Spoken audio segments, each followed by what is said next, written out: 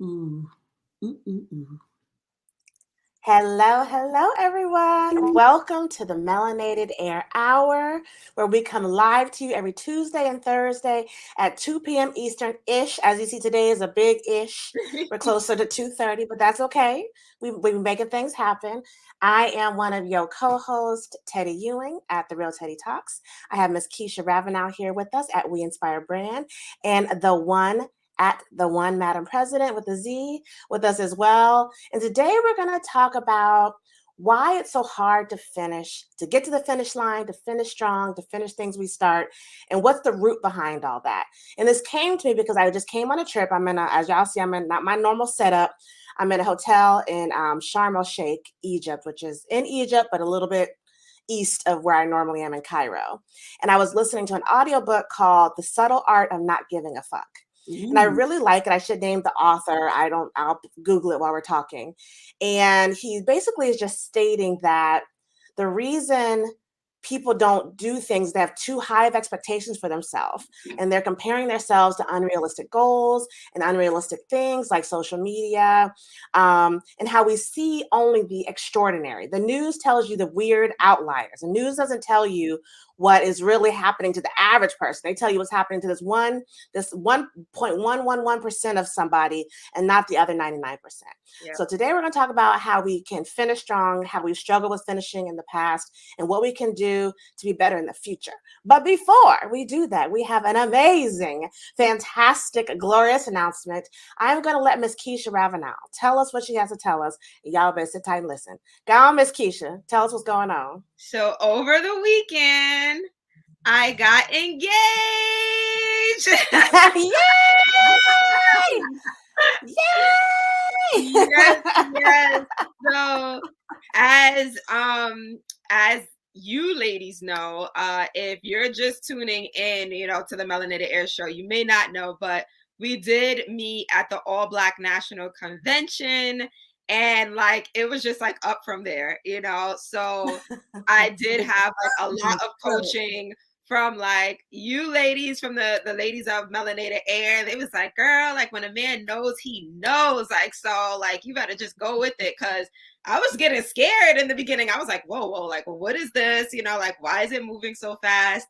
And it was just amazing. I checked in with you guys. I checked in with like my brothers who are married, and they were just like, Keisha, like you met a real man, like I'm telling you. So like from there, I got like the green light, and I was just like all in, So, and the amazing is just like the connection is just like amazing, So it was great. He actually flew in just to propose to me. So he lives in Arizona. I love it.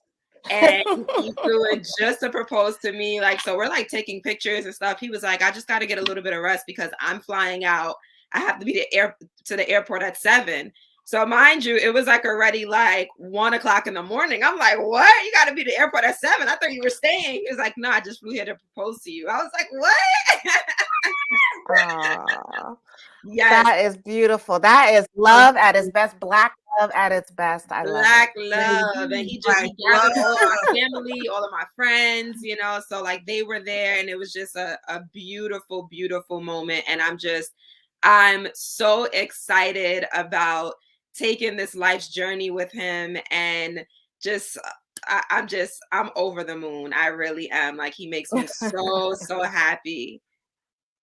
Absolutely. I love that. I mean, and on the subject of finishing what you start, he knew from the beginning that he wanted Miss Keisha Ravenell. He went after you at full speed, and he did not put the brakes on, the neutral speed. Even when you were getting scared, he kept moving forward, and you got on board to where he is. Yep. So was he scared to get to the finish line?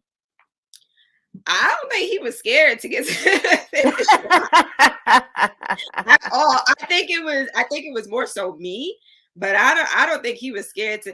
And he told me in the beginning, he was just like, I'm not here to pressure you to do anything. Like, you move at your own pace.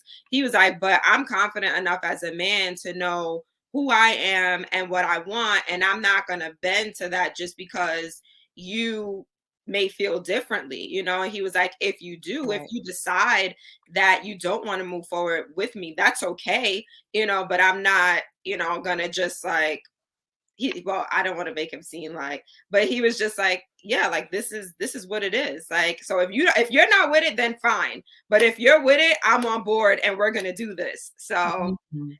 I got with it. I didn't get And lost. what about your past? What about your past made you apprehensive or scared of the speed at which he was moving? So it's so funny because remember I told you I spoke to two of my brothers who are married. One of them, he said, you know, you're not, he's like, you're scared because you're not used to dealing with real men who know what they want. And he was like, when a man, like you lady said, when a man knows what he wants, he's gonna move forward, he's gonna pursue it because he doesn't want anything else coming along and jeopardizing that. So for me, like I've mentioned before, like I was in an engagement. We were together on and off for 12 years and it didn't work out. So, you know, for me, it's always like, oh, well, it has to be this long-term thing. But my mom mentioned to me, she was just like, well, you were together, you were with someone for a number of years, you know, over a decade, and that didn't work out. So it's not about the time, like it really is about the connection. I love that. Now, Madam President, do you think any past relationship experiences are going to make you go toward your next relationship full force as you did before, or are you more apprehensive now? I think it's pretty much like sometimes it's a little bit like a car accident. When you get out of a car accident, you know, you just drive differently on the road. You know, you just don't feel as comfortable as if you've never had one. So I think that relationships, you know, no matter how bad or amicable the breakup is, I do think that as we grow in love, it does change us in some Yes. capacity, but I think it's important for us to kind of keep the best quality about ourselves. Don't let other people's disappointment alter who you are in the best version. You know, Mhm. like we have stuff that we definitely need to improve on you know, and those things are a constant work. But if you got those things, like if you're loving and you're kind and you're considerate and you're thoughtful, right? And then you come across this bad lover who basically tries to take all of that away from you, don't you dare do that. Don't you dare do that. Yeah. Don't you remove the best parts of yourself because somebody else is an idiot, you know? Right. So I think that I do both. You know, I could be a little bit more apprehensive because I feel like my risk factor thermometer is going off a lot more than it did 10 years ago. So, you know, when it's like a fall, you fall, it's just fine. But now you be thinking about that fall. Shoot, I don't try to fall. You know, we were I might kids. break something. I can't go back together again. Right. I went to the arcade over the weekend, and I recommend, even as a grown up, we should make time to do fun things, childlike things, you know, because we just kind of stray away from things, especially if you're like myself. I don't have any children. So I don't really find a reason to go to arcades and stuff unless somebody invite me to a birthday party and it's their child or something like that. So I went to a friend's birthday, daughter's birthday party, and I had to get on the race car, and this was basically the lanes with the adults. So I get the helmet and all of that, and I had to go. I'm like, I just cannot explain breaking my neck on the race car, you know, just for leisure and pleasure. So I was like, man, when did I become just this thermometer of risk just started floating so much? And I was like, wow, that's kind of crazy that I can identify that.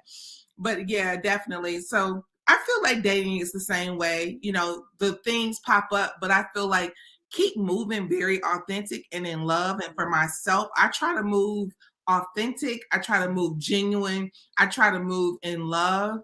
And if that's not being properly perceived or well received, I have learned to move around quickly. When you're younger, you stay around, you be lingering. But I feel like, look, get out, do this fast. You don't need a whole lot of time to figure out this ain't gonna work. Yes. That's true. That's true. And I think so. That's true. So I want to say that, but everyone isn't in the same place, right? Because there are people who've had experiences that cause them to move not in a fashion they should, right? So just say their parents were never together. They didn't have a loving couple in the household, or for business, you didn't have any business owners in your household.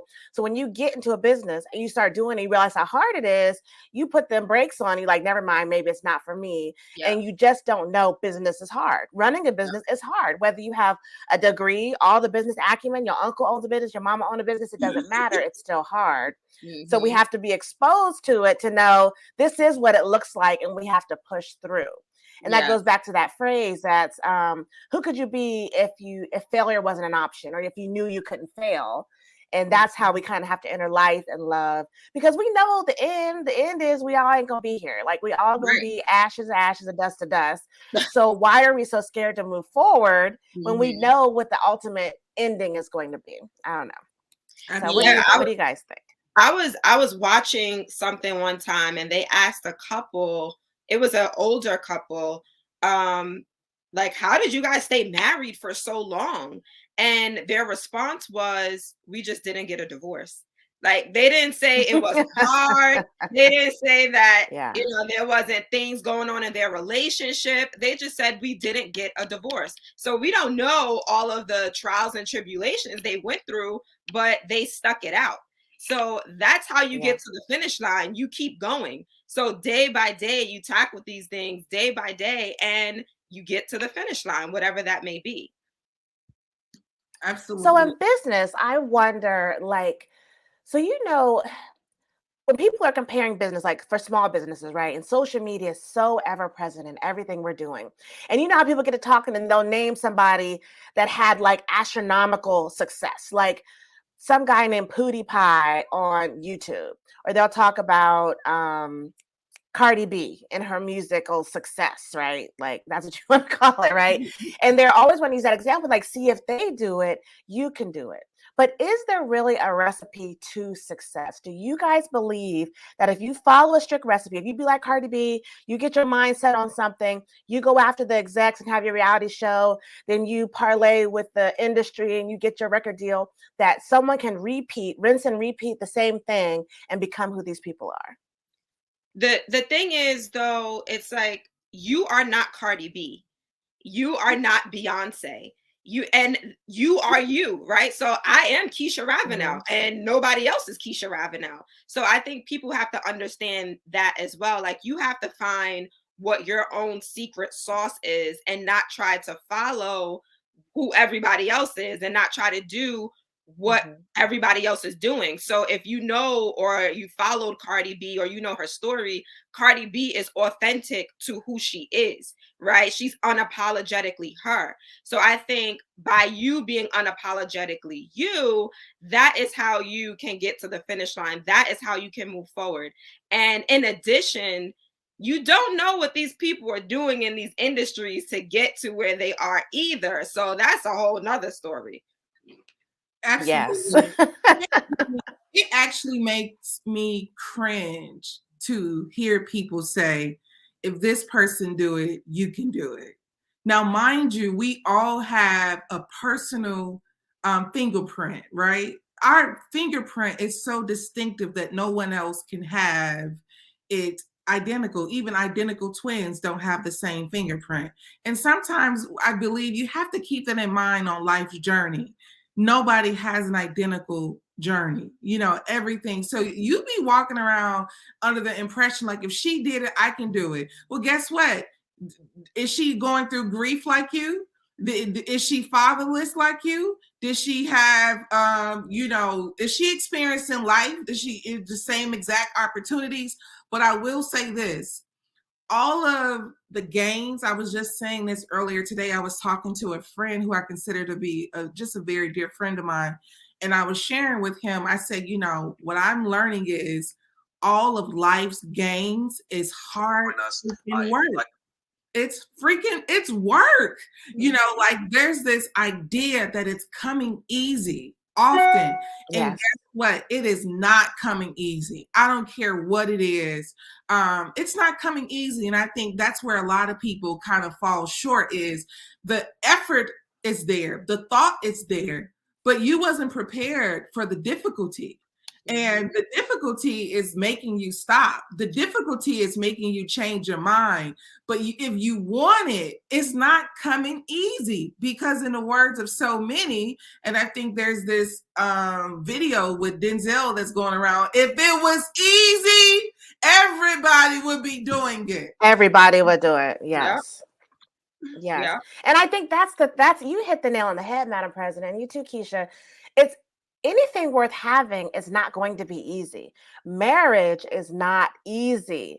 When you get into, I saw a clip today, and it was Kim Kardashian posted when she started having doubts about Kanye, and it was about a Band-Aid. He wanted her to find him a Band-Aid. She got him a Band-Aid, but he wanted a neutral skin color for him Band-Aid. So he was going to have her send her on this wild goose chase around the house. And she was like, I'm just not doing it. I'm not. And then she was talking to her sister, Chloe, who was like, but if that's what really was going to make him happy, then why can't you just get him the Band-Aid? And it's little things like that that's in our lives constantly, consistently. Like to some people, things are a big deal and to others are not. But if that is your mate, that is your love, then sometimes you just got to find the damn Band-Aid. Even if it takes you 20 minutes or you got to send somebody out, they got money, send somebody to the store to go get this boy a Band-Aid. Now, he may be neurotic and he may have a lot of other stuff going on as an example, but if that's important to him, then it needs to be important to you.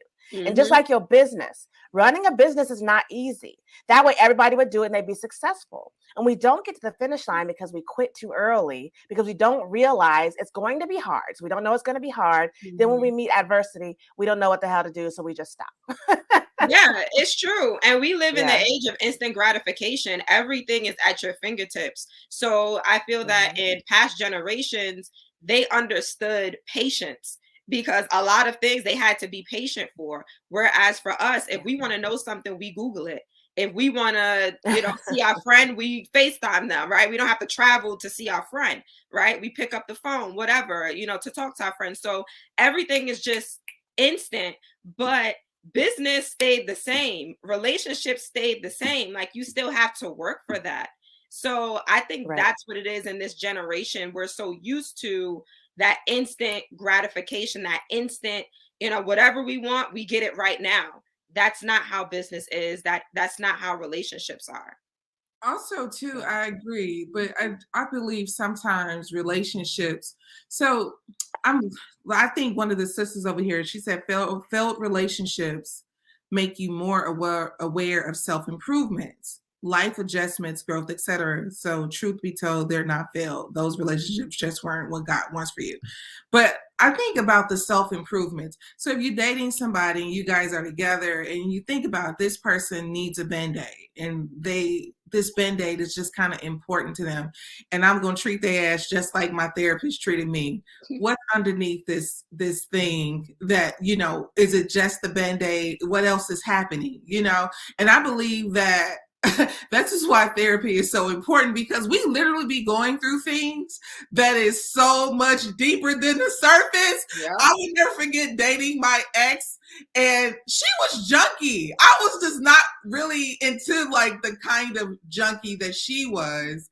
And no shade, it was just like junky, not like a nasty person or anything like that. I was just a little bit more tidy. I was used to living alone. All I know is one day I saw this red blow dryer and I was like, look here. It all came out.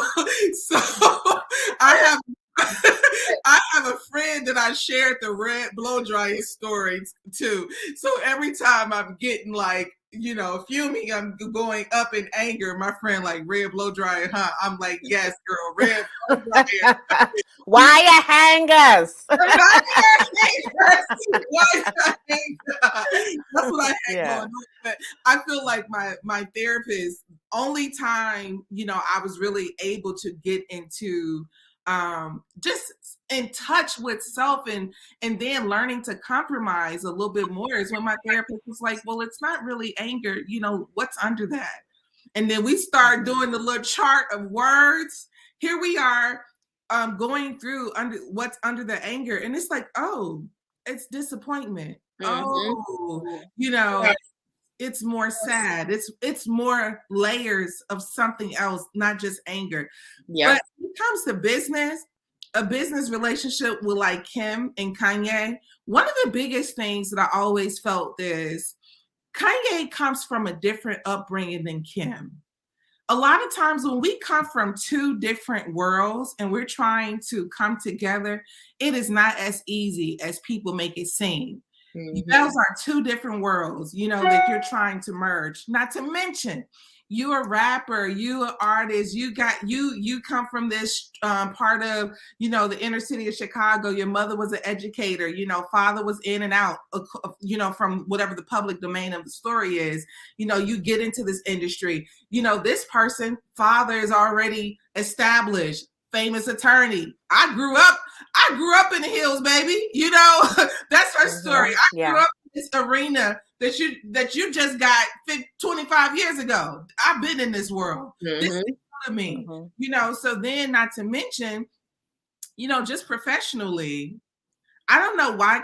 Okay, this is not the gossip blog, so let me just move on. I'm not gonna say it. I'm minding my business. Something I saw was funny, so we can give the ladies and the gentlemen a good laugh. Somebody just posted a meme earlier today and said, "Somebody tell Kim and Kanye to take us out the group chat." Right? That's how I felt. I'm like, dude, you and your Asian woman, let y'all have y'all thing. You're like, you knew who she was when you married her. Now you had all these kids with her, and you're gonna be dealing with the messy. She's been messy since the beginning. That's her life. Her life is built around messy. She's a probably almost $1 billion messy person. So this, you gonna get what you got. You gonna get what you got.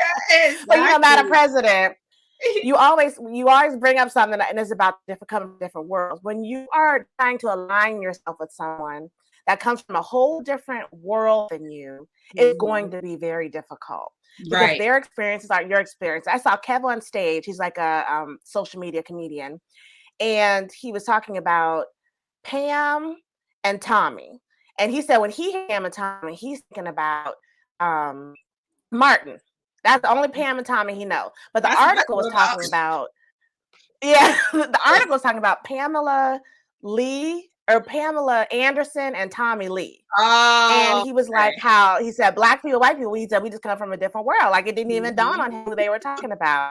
And just little things like that I'm like, if you come from a different world, I'm not saying it won't work. I mean, even though marriage, relationships, business is all hard, but you add in those two different worlds, it's going to be that much more difficult. And you have to prepare yourself mentally for those things in the midst of dealing with your own issues, your emotional issues, your trauma from when you were growing up, generational trauma, all that stuff, coupled with the fact that y'all come from two different worlds. So, I'm saying it should be easy, but you make it harder if you're doing it that way. Right. And don't try to change that person. So like you both said, you knew who that person was going into the relationship. Don't go into the relationship thinking like, oh, well, this person loves me now, so I could try to change them. That's not how it works. Like you need to love and accept that person for who they are. And that's why it's so important to get on the same page and to align so that when those difficult moments come up, like you both are tackling it from the same perspective, not like, oh, well, I want to take off my clothes. And Kanye's like, well, you a wife now, you can't do that. And she's like, you knew who you were when you met me, when you married me, when you had kids with me, so you can't do that. Man, you can. And if you think about, I was gonna say, think about how hard it is to change yourself. Think about how hard it is for you to change your own identified bad habits. So why the hell do you think you're going to be able to change somebody else's bad habits or good habits or different habits? We are under the impression, I don't know what it is. I believe that we are under the impression that, you know, okay, so we already know that like scientifically what's going on in the brain that's just making everything so mushy. And then when that passes, it's just like, oh, snap. Okay, this is a real situation, a real human being that I'm managing. And I feel like we fail at that part because some people they mismanage themselves so often. So then you become like in a relationship or intertwined with a person and you just don't even know how to handle that particular person, that thing. And it's just like, we have to come to terms about the work? Like, this is gonna be work. That's it. Don't think that That's this it. is just gonna be easy. Like, I think somebody had I saw another thing on social media. I know, guys, I need to do better. But No, I saw another thing. I saw another thing on social media where there was like this couple. They were a very famous TikTok couple. And the girl basically was saying, y'all, social media is so fake. And the couple was giving like advice on how to be loving and how to be caring. And then the next clip was like, oh yeah, husband killed famous wife, he's sitting in jail. Meanwhile, they had been giving all this love advice on TikTok. Oh Lord. Oh my God. Their reality in order. I repeat, people need to get their reality in order.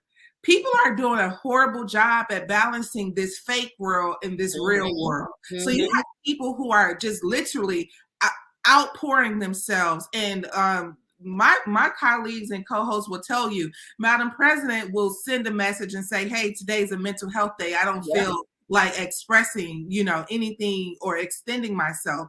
And that's okay. People are over here online exhausting themselves and then going to the nearest bridge, afterwards. And I've seen so many articles lately of like suicide. And it's just like, y'all, what I think is important is getting the real affairs in order. Real relationships in order. I don't care. I mean, I like that Rihanna is having her child. I appreciate that.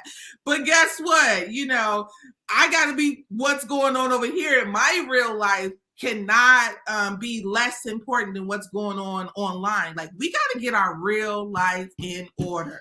Yeah. And that reminds me of the other side of the pendulum. So we have the people that just give up, and then we have the people that are so motivated to get to the finish line that they don't think about their mental health. They don't think about resting. So I feel that we need to talk about both sides, because in order to get to the finish line, you have to make sure you're putting things in place that is going to help you get there. You don't want to die before you get to the finish line, right? Like, whatever the finish line may be. So make sure you have stuff in place. Make sure you are, like I said, resting. Madam President said earlier, you're doing things that are like playful, right? And bringing you back to your childhood, because all of these things are helping you, develop character and build and pouring into you, making you happy, giving you peace. You need all of those things to get to the finish line. So it's not just, oh, I'm going to have money. Like, yay. Like, okay, but what about your peace?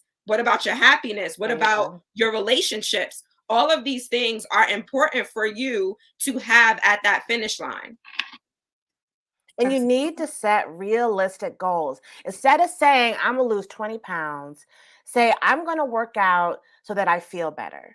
That's all. So if you start working out and you start feeling better, then you'll start doing it more. So you've not attached a number to it. You've not said, I'm going to work out 5, 7, 8 days a week. You haven't said any of that. You said, I want to start feeling better, and I'm going to do that through working out more or moving more, whatever it is. And you start with these baby steps. Then you're actually reaching finish lines constantly. I'm going to read for 15 minutes tonight. Who can't read in 15 minutes? I know it's hard sometimes. I'm not going to read a whole book. I'm not going to read a whole chapter. I'm going to read for 15 minutes. Whatever that leads us to, that is what's there. And it's so funny because I think it was you, Keisha, I might be wrong, but in our Melanated Air group, who posted the article about the young lady who committed suicide a couple weeks ago. I want to say Christy is her first or last name. I'm so ashamed I don't know what it was. Do you know her name? This is Miss America, right? She was Miss America? Yeah, Miss America, yeah. Yeah. Anyway, so they were talking about her mother had to make a statement that she was actually suffering from depression because people had all these conspiracy theories about her maybe not jumping off the building. But what made me so sad was it was Good Morning America giving this announcement and reading what the mother had said. And the very first thing that the reporter said was talking about this young lady. And then they said, she had such a promising career, or she showed so much promise. I'm like, this girl was already accomplished. She already made it. She was crowned Miss America. She was a lawyer. She had an MBA. She was a reporter on, I think, Entertainment News or Entertainment Tonight or something. So it's like, if she is still showing so much promise, what do us regular folk have to look forward to? If every step you make, if you become a lawyer, you get your law degree, you're a practicing attorney, and they're like, oh, you're showing so much promise. Like, when do we ever just make it? And that's the problem with the finish line. I don't even know if it exists because it keeps getting moved forward and forward. So if you're comparing yourself to people who they haven't even made it to the finish line according to big society, then we'll never get there. It keeps moving forward. So you have to set your own goals, because if you let society set them for you, you're never going to make it, because they're always going to have new rules, new lines, new everything to make it that much more difficult for you to feel good about yourself. That's right. And her name is Chesley. Is it? I'm not sure if it's Christ or Chris. Chesley Christ. Chris. I think it's Chris. That's it. Thank you for looking that up. I appreciate it. Also, Vonnie 392 asked what the topic is about, and we're just talking about making it to the finish line. Why we don't make it to the finish line, whatever that arbitrary goal is in business, life, relationships, emotional health, whatever it is. Why is it so hard to get to the finish line, and how we can combat that feeling? And I just want to say, you have to celebrate the small wins. So each small win can be the finish line for you. We're so focused on the big goal that we forget the small wins that actually get us to the big goal. So if you want to make $100,000 a year, it has to be some point where you're making, $10,000 a year or $50,000 a year. Celebrate that, because that is steps that's getting you to that bigger goal. So even for me, right? So, I announced that I recently got engaged over the weekend. I'm so excited.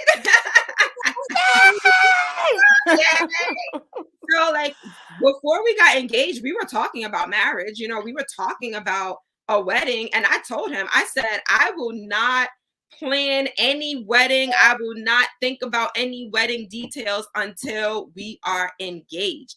I said, that is the first step. Like, we could talk about it. It's fun. It's beautiful. Like, we could talk about our lives, but I'm taking it one step at a time. I'm not gonna just like, oh yeah, well, the wedding. We're not engaged yet. So like, that was that small win. And now I'm celebrating this small win. And now I could focus on, the marriage and the wedding and like all of that great stuff. So celebrate those small wins, people.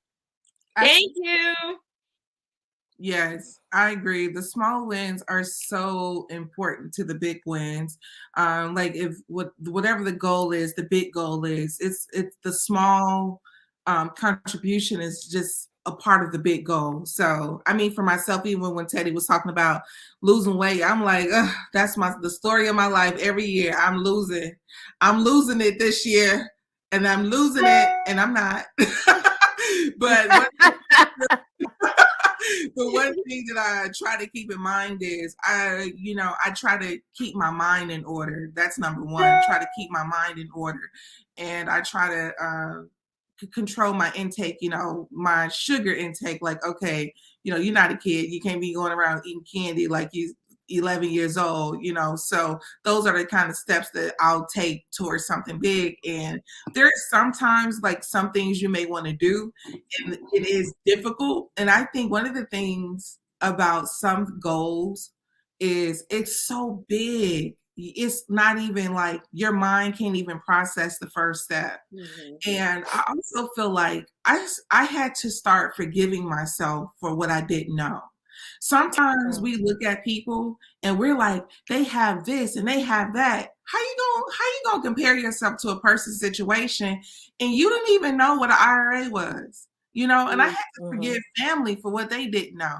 I was going around thinking, I wish my grandparents, had owned their house. Well, guess what? They didn't. They didn't own it. They were renters, and maybe there was information that they didn't know, and maybe they didn't know how to budget and finance. But guess what? It can change. We are generational curse breakers around here. We are breaking generational curses.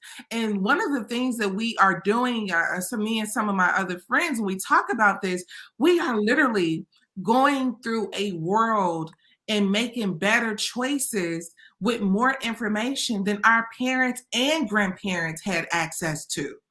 Do you think this is going to be an easy process? Absolutely not. Nope. Do you think it was going to be easy? Oh my God, no, it will not be easy. But we can do this with ease in reference to understanding that difficulty does happen, challenges does happen, and no doesn't mean never. And constantly putting yourself with people who are interested in seeing you overcome. A lot of times, our entire environment is so conducive to the nothingness. So it's going to be hard to get to the next place if our environment is not even supportive of our growth. So it's like I can just see, and I'm just going to pass to I'm gonna pass the mic. But I was thinking about Barack Obama and whether I agree with his political position or not. I was thinking about, I heard Dr. Boyce say this, he said before anybody saw Barack Obama as the president of the United States, he had to first see himself as that. So one of the things when I was watching a documentary about Barack Obama, and I think about people like him, I said, you have to have a strict life of discipline to reach those kind of heights. Some people can't handle it. Limelight, being squeaky clean, no hustle, no bustle. Even if your political stuff is all raunchy and all of that, I'm just talking about enough to get to, Senate, enough to get to president, and enough and so forth and so on. And so it was just kind of like fascinating that some people do have that mind. I went over to Tyler Perry Studios and the lot, 40 acres. And then, there's this big building. One building says the Dream Building. And then there's this, 8 stages plus of like sound stages. And then there's a lake on the property. And it's like, and I was on the property and I was like, this is crazy. Like, this is crazy that a person can have a dream this size. This is crazy, but here's the thing. If you got a dream that size, baby, like you have got to take yourself serious. Yeah. That's the only way it can happen. You've got to take yourself seriously. You have to figure, I remember I wanted to be a doctor for the longest. And then when I finally realized how much school and training was involved, I nixed it. I was like, I don't like school like that. I don't want to I don't want to do that. So I found something else I wanted to do. Like, you have to know what's entailed in you fulfilling the dream you want, and you can't live in la la land. You got people doing all these social media, TikTok videos. Some people they make like 20 TikTok videos a day. You can't want to be them unless you're willing to make 20 TikTok videos in one day. Like, you got to come up with the material, you got to do the dance, you got to do all that. Like, are you going to do that every single day? Probably not. So don't compare yourself to that person, because you ain't never going to be them. I was like, I'm not. For real. And my thing is also, I know we're talking about getting to the finish line, but you also have to know what's not for you, like Teddy said. So sometimes you're working towards something, but you do have to quit. So quitting isn't always bad. Like, that's not always a bad thing, because you don't want to compromise your peace, right? So I know if somebody's like, girl, if you make these 20 TikTok videos every single day and then that's going to make you successful, I know I'm not doing it. It's not me. Like, I don't know. It's going to stress me out. And I don't want to be stressed out. I'd rather do something that I love, that I enjoy, and of course, there are going to be hard moments when you're doing something that you love and enjoy as well. But I'd rather do that than do something that I absolutely hate. So you have to know when to give up, when to leave, so in those toxic relationships, yes, you should be quitting. Don't try to get to the finish line, because like I said earlier, you might not make it to the finish line, God forbid, if you're in that toxic of a situation. In business, maybe this business is not for you and you're just doing it because, oh, I heard you can make a lot of money. Guess what? You might not make a lot of money because it's not for you. So you're not going to put in that energy and that effort, and you're not going to do the research. Like, you're just trying to get to the bag. So you have to know when things are not for you as well. Absolutely. And I love that you have to, I think something that I was learning how to do is finding people who are stronger than me in areas that I'm not as strong. It's like a lot of times when we're, especially in business, we're trying to do it all. And I get it. Sometimes we're not at a place financially where we can like outsource certain things. But guess what? You better go to your local church, YMCA, something. You got to start talking and being vocal and communicate about what your needs are. So often we just miss out on things because we just haven't vocalized what our desires are. Hey, I need a person who's strong in Excel. I need a person who got a CPA. You know, a CPA, you know, like I'm constantly talking to people about what I need, to the point where I told one of my friends that I don't know if I'm open to having any more new friends. If you don't come with a law degree, a business, a CPA, accountant, or a real estate agent, and that you got to come with some value, because at this point, I'm not kicking it no more. You know, like right. I'm at the age where I just can't.